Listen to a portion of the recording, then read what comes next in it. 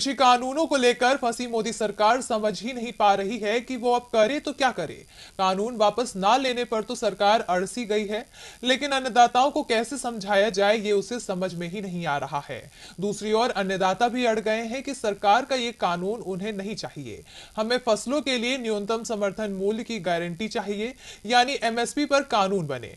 अन्नदाता और सरकार के बीच चल रही इस रस्साकसी के बीच आज पीएम ने अन्नदाताओं से संवाद किया और इस कानून के फायदे बताए। तो क्या कहा पीएम ने, देखिए इस रिपोर्ट में। अन्नदाताओं को मनाने के लिए सरकार कोशिशें बहुत कर रही है, लेकिन अन्नदाता अपनी मांग पर अड़े हुए हैं और आज पीएम नरेंद्र मोदी ने सरकार की ओर से खुद ही कमान संभाल ली।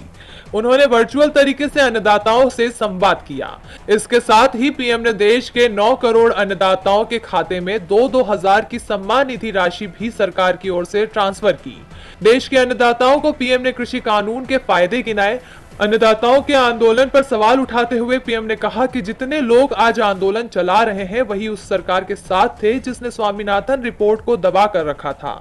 आंदोलन की शुरुआत में मांग थी कि एमएसपी की गारंटी होनी चाहिए।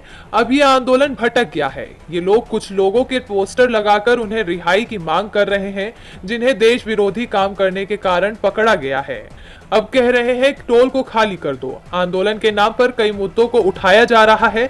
पीएम ने कहा कि इस तरह का प्रचार किया जा रहा है कि निजी कंपनियां अन्नदाताओं की जमीन छीन लेंगी, जबकि सच बात तो यह है कि कॉन्ट्रैक्ट फार्मिंग भारत में पहले भी होती रही है। पहले क्या किसी की जमीन इस तरह छीनी गई? पीएम मोदी ने एमएसपी के मुद्दे पर सफाई देते हुए कहा कि एमएसपी खत्म नहीं होगी, मंडियां भी चालू रहेंगी। सरकार ने अन्नदाताओं को इस बात का भरोसा दिया है। अगर फिर भी कोई शंका है तो सरकार चर्चा के लिए तैयार है। सरकार का फोकस खेती की लागत को कम करने पर है। कई योजनाओं के तहत अन्नदाताओं को लाभ दिया जा रहा है। मुफ्त बिजली, गैस, पानी सरकार ही दे रही है। अब केंद्र की इन बातों में अन्नदाता फंसते हैं या नहीं, ये तो आने वाला समय ही बताएगा।